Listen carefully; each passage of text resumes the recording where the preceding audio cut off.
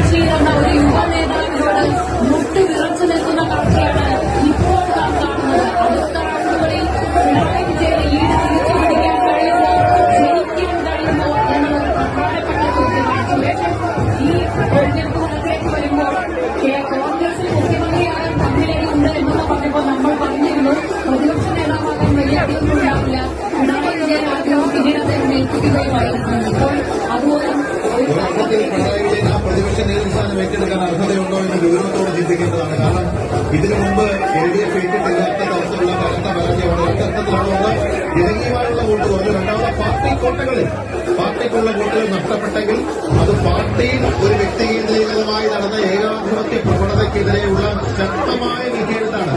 ഇത് യഥാർത്ഥത്തിൽ ഇടതുപക്ഷ വോട്ടർമാരുടെ അടക്കമുള്ള അതിശക്തമായ വികാരം അത് തെരഞ്ഞെടുപ്പ് സമയത്ത് നമുക്ക് ഫീൽഡിൽ പോകുമ്പോൾ കാണാം.